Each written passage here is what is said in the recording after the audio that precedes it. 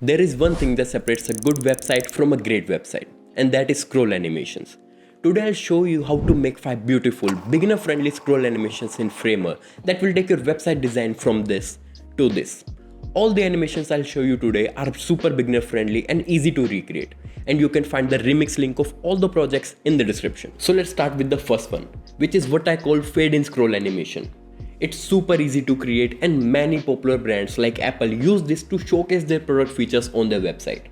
Even go ahead and visit Apple's iPhone 17 Pro product page right now and you can see that more than 70% of text, lot of images and carousels are animated using this effect. In fact, I also use this effect in many of my website templates and many of my client projects to add a premium feel in just a matter of seconds. It's super beginner friendly and you can follow along with me right now. Remix link is in the description. So let's move to the Framer.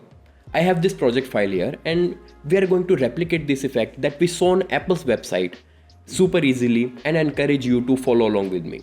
Before doing anything else, set the overflow of all the elements you want to animate to visible and do the same for the parents containers too. If you don't do this, animation won't work. First select the text layer and you can add any animation on it using the effect sections on the right panel. Click on the pulse button and select scroll animation. Now this is what you need to understand to master scroll animations. First is trigger. This asks you when do you want the scroll animation to actually trigger. Is it when page loads or on continuous scrolling or when this particular layer enters the viewport or when this whole section enters the viewport. Now since we want the animation to trigger when the text layer enters the viewport, we'll select layer in view. Next is start. This part confuses almost every single beginner out there. Let me explain this to you in the simplest way possible. The first option is top. This means the animation will trigger as soon as the top of the layer touches the viewport. This means the layer has just started entering the viewport. The second option is center. This means animation will trigger as soon as half of the layer has entered the viewport. And the last option is bottom. This means animation will trigger as soon as the bottom of the layer crosses the viewport, which means to trigger the animation, the whole layer must enter the viewport. Replay means do you want the animation to play again and again as we scroll up and down on the web page. Next are some pre-built presets by Framer. I personally do not use them as I like to manually tweak my own animations, but you can definitely try them. And I will also teach you how to customize the animations completely, and it will be really easy for you. Next is enter and exit. Enter means how you want the element to animate into that position. Do you want it to slide from left, right? Do you want it to bounce to that position? And same is with exit. How you want the element to animate out of that position as we scroll away. First I'm going to turn replay off and remove the exit animation. See, we want the text layer to animate into that position only once when we scroll, and we do not want to replay again and again as we scroll up and down. For the text layer, I'll select start to be center. See, when half of the text layer has entered the viewport, the animation will trigger. Now in the enter effect, we'll keep opacity to 0 because we do not want the text layer to be visible initially, and set the scale to 1 because we want its size to stay same completely as the original. No rotation, no skew, but we do want the element to slide in and fade in from the bottom. So we'll adjust its Y offset to, I think 60 will be fine for the text layer. In transition, adjust time to 1 second because I think animation should not end very quickly. It will look really unpolished, and experienced designers really want the user to absorb and observe how the animation comes together. Bounce is fine as it is, and I'll set the delay to 0.4 seconds. The reason behind that is really simple. See, the text layer is fairly small, and we want the user to scroll up to a certain point and then want the animation to trigger. That's why a delay of 0.4 seconds is perfect for text layer. Now we need to add this effect on other layers too. You do not need to manually add this effect again and again. We can just copy and paste effects in Framer. Just right click, copy effect, select the other layer and paste this effect. Now let's do some minor adjustments. I'll increase the delay in this layer by 0.1 seconds. See, I want it to appear after the first text layer has appeared to assert the hierarchy of the text layers. Now let's do the same with the carousel cards. Select the first card and paste the same effect. I want to add just two things here. First is start. I want the animation to start when the top hits the viewport, and I'll change the delay to 0.2 seconds. Because the card is fairly larger when compared to text layer, so we do not need that big of a delay.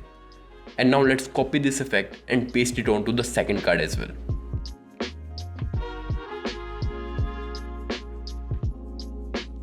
Now I'll only change one thing here.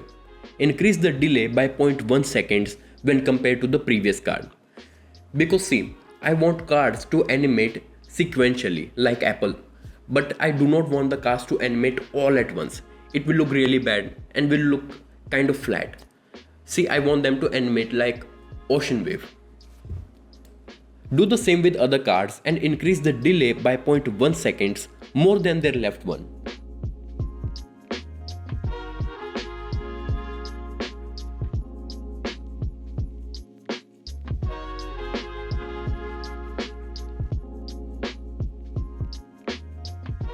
Now let's preview. Scroll to the section and here we go. Such a beautiful, classy and easy scroll animation. If you check Apple's website right now, they are totally identical. Apple uses it to showcase their products. So what's stopping you? Use it yourself. And if you want me to give you a tutorial on how to create such awesome carousels like you see on big brands, just comment down below and I'll make sure to put a tutorial on that soon. Now moving to our second animation. This one is my personal favorite. Even I use it on my own portfolio website to showcase my projects. This one is not as easy as the fade in animation, but it's really beautiful and it gives your website a really classy and expensive feel, and it takes less than 5 minutes to create this animation. This animation uses two concepts. Number one is sticky scrolling and number two is scroll variant. Let's move to Framer and get started. First we want the number layer to stick on top of the viewport. So we need to change its position to sticky, and I'll set the top to 50 pixels. Now we want this number layer to change as we scroll the projects or images. So we need to create different variants of this number. This means we need to convert this into a component. See, if you are new to components, you can check out my YouTube video. It's right there on the top right corner. It will get you familiarized with everything that Framer components have to offer. Back to animation. So first we need to separate 0 and 1. Use Command D to duplicate the layer. Remember their position is absolute, so they will stack on top of each other. Change first layer to 0 and second layer to 1 and adjust their position to left and right side of the frame. Again, duplicate the layer with number 1 and change the content to 2. Now this is the most important part. Place it just below number 1, so it is just out of the frame. Remember, here we have to keep the overflow to hidden, because we do not want the numbers that are out of the frame to be visible to users, as this will break the whole animation. Now we have to do the same thing with number 3 and place it just below 2. Remember to keep an equal distance between each number. Now let's create another variant. Select all of the 3 numbers. Now hold Shift and press upwards arrow button until the number 2 is at the center perfectly aligned. You can adjust the position of 0 to make sure there is proper spacing between each and every number. Similarly, create another variant for number 3 and do the same thing. And now we have 3 variants that we need. Now back to our home page.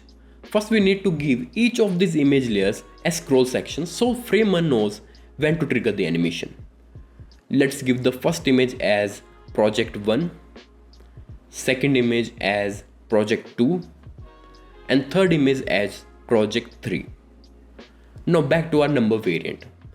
As I told you earlier, any animation you want to create, click on the effects panel.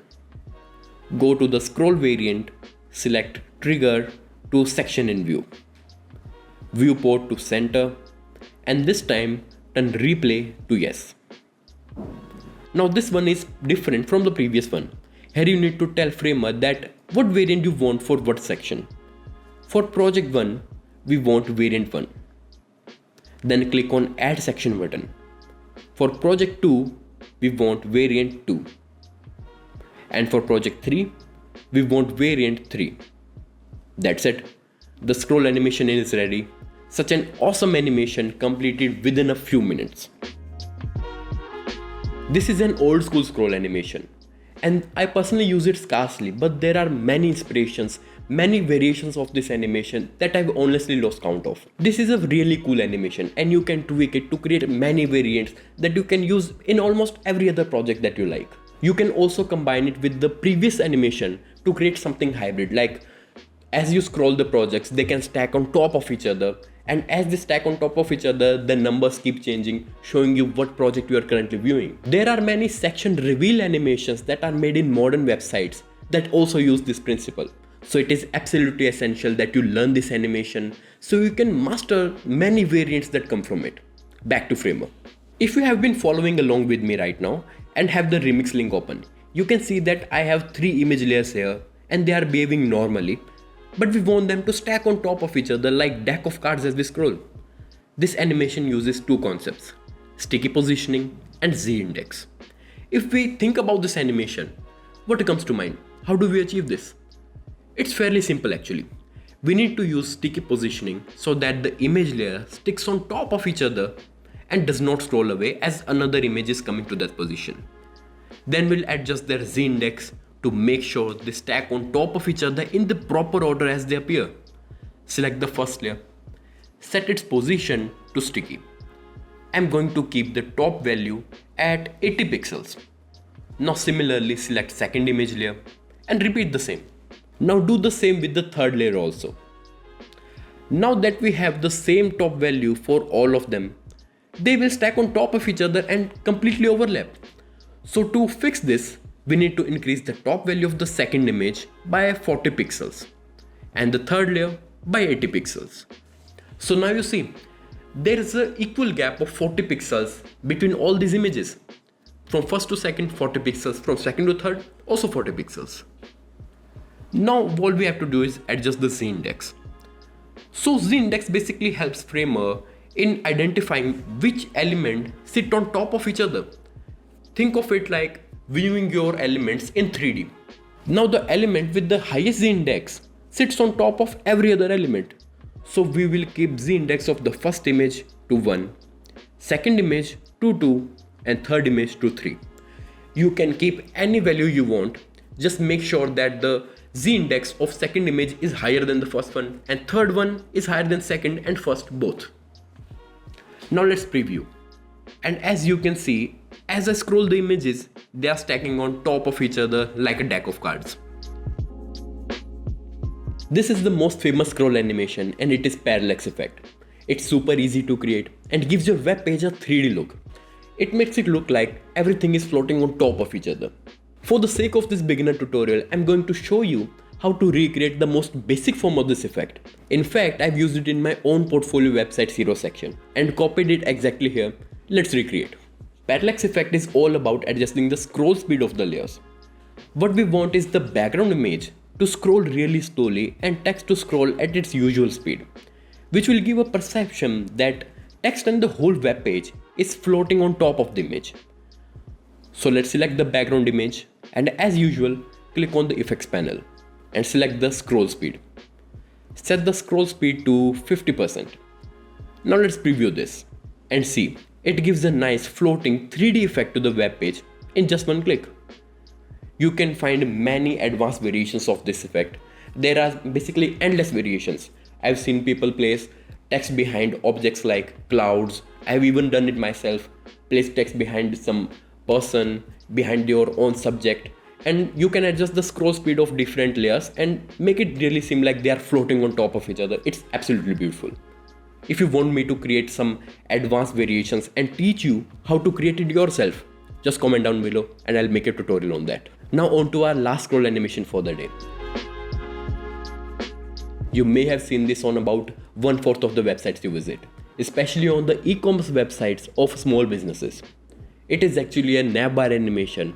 It appears when scrolled up and disappears when scrolled down. It is super easy to create It helps you in hiding navbar from the website and at the same time making it really accessible for the visitor. Now back to Framer and create this. As usual, go to the effects panel and select scroll animation. This time select on scroll, set the direction to down.